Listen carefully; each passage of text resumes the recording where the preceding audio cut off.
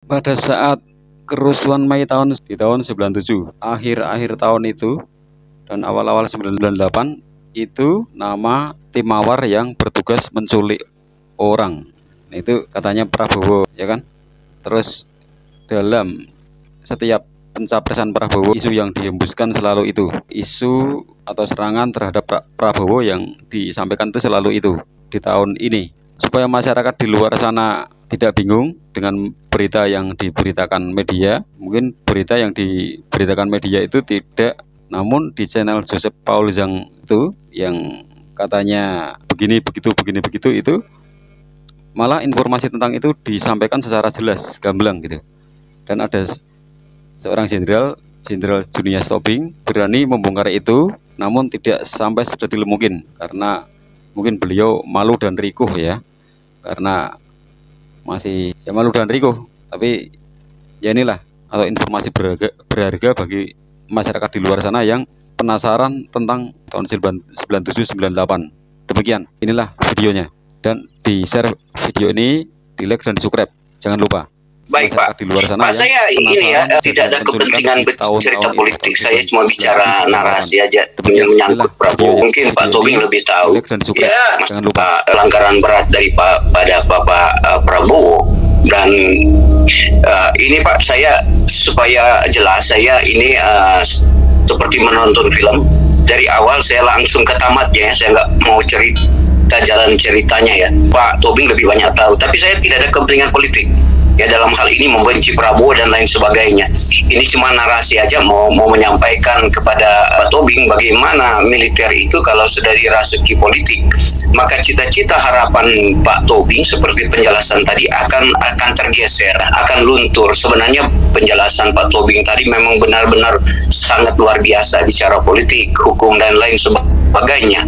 Cuma persoalannya militer ini kalau sudah masuk ke ranah politik, maka ide dan cita-cita akan berubah. Dia tidak akan benar-benar berintegritas kepada pengajaran-pengajaran itu. Ya, saya masuk dalam kasus seperti ada istilah dulu Dewan Kehormatan Perwira yang diketuai mungkin Agung Gumelar, maka dipecatlah Prabowo, CS Wiranto.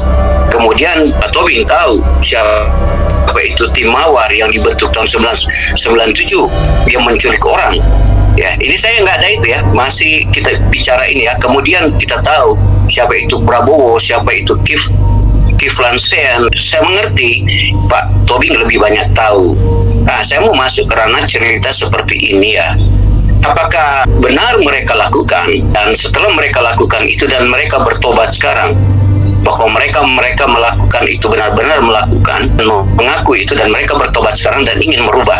Kalau itu yang dikatakan Prabowo, pasti orang akan senang karena dia mengaku dosa gitu.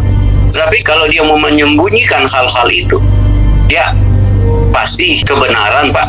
Kebohongan lari secepat kilat, pasti kebenaran akan mendahuluinya, atau keadilan akan mencari jalannya sendiri. Begitu kan, ada filosofinya seperti itu.